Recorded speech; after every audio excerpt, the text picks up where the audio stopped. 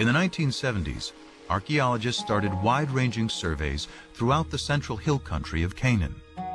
Today, primarily the Palestinian territory of the West Bank.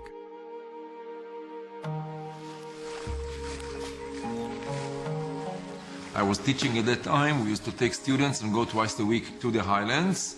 And every day we used to cover between 2 and 3 square kilometers.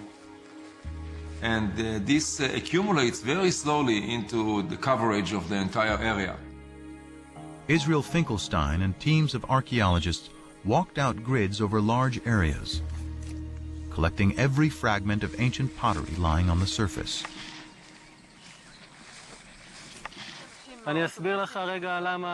Over 7 years, he covered nearly 400 square miles, sorting pottery and marking the locations of where it was found on a map. In the beginning, the spots were there on the map and they meant nothing to me. But later, slowly, I started seeing sort of phenomena and processes.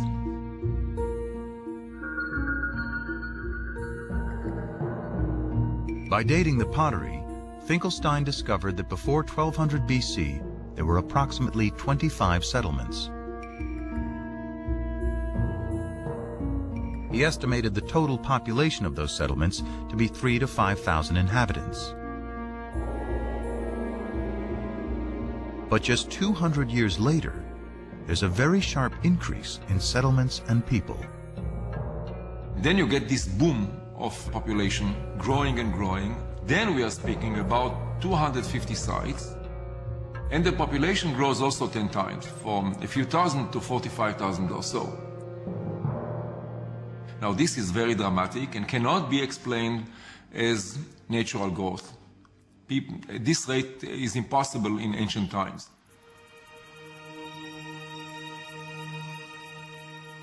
If not natural growth, perhaps these are the waves of dispersed people settling down following the collapse of the great state systems.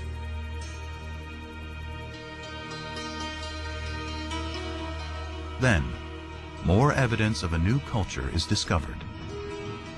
A new type of simple dwelling never seen before. And it's in the exact location where both the Merneptah Stela and the Bible place the Israelites. The sites in which this type of house appears throughout the country, this is where Israelites lived. And they are sometimes even called the Israelite house, the Israelite type house. The people who lived in those villages seem to be arranged more or less in a kind of an egalitarian society because there are no major architectural installations. If you look at the finds are relatively poor. Pottery is more or less mundane. I don't want to offend the early settlers or the early Israelites. Very little art. Curiously, the mundane pottery found at these new Israelite villages is very similar to the everyday pottery found at the older Canaanite cities like Hatzor.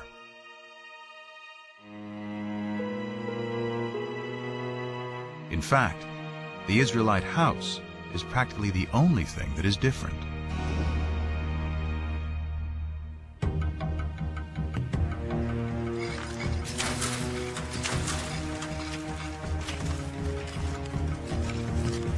This broad similarity is leading archaeologists to a startling new conclusion about the origins of the ancient Israelites. The notion is that most of the early Israelites were originally Canaanites, displaced Canaanites. The Israelites were always in the land of Israel. They were natives, but they were different kinds of groups. They were basically the have-nots. So what we're dealing with is a movement of peoples, but not an invasion of armed hordes from outside, but rather a social and economic revolution. Ancient texts describe how the Egyptian rulers and their Canaanite vassal kings burdened the lower classes of Canaan with taxes and even slavery. A radical new theory based on archaeology suggests what happens next. As that oppressive social system declines, families and tribes of serfs slaves, and common Canaanites seized the opportunity. In search of a better way of life, they abandon the old city-states and head for the hills.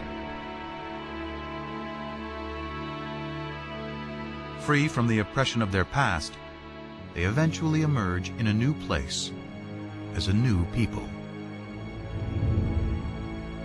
The Israelites. In the text, you have a story of the Israelites coming from outside and then besieging the Canaanite cities, destroying them, and then becoming a nation in the land of Canaan. 7 shirts from the Middle Bronze Age. Whereas archaeology tells us something which is the opposite. The Late Bronze Age. According to archaeology, the rise of early Israel is an outcome of the collapse of Canaanite society, not the reason for that collapse. Archaeology reveals that the Israelites were themselves originally Canaanites.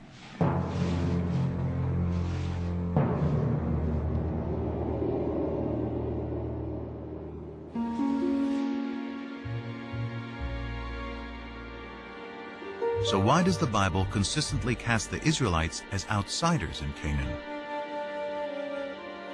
Abraham's wanderings from Mesopotamia,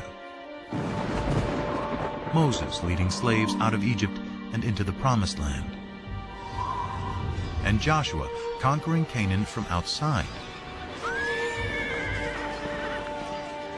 The answer may lie in their desire to forge a distinctly new identity.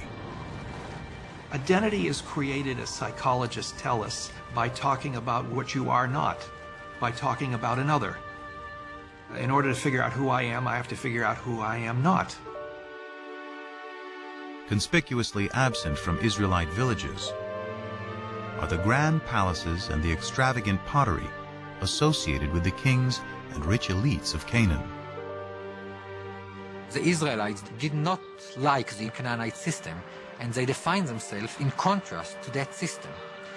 So by not using decorated pottery, by not using important pottery, they developed an ideology of simplicity, which marked the difference between them and the Egyptian Canaanite system. If the Israelites wanted to distinguish themselves from their Canaanite past, what better way than to create a story about destroying them?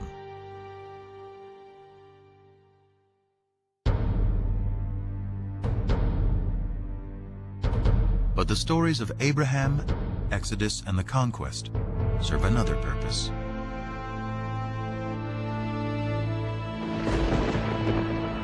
They celebrate the power of what the Bible says is the foremost distinction between the Israelites and all other people: their God. In later Judaism, the name of God is considered so sacred it is never to be spoken. We don't know exactly what it means. We don't know how it was pronounced, but it seems to have been the personal name of the God of Israel. So his title, in a sense, was God, and his name was these 4 letters, which in English would be YHWH, which we think were probably pronounced something like Yahweh.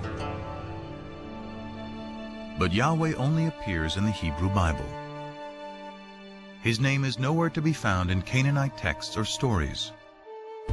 So where do the Israelites find their God?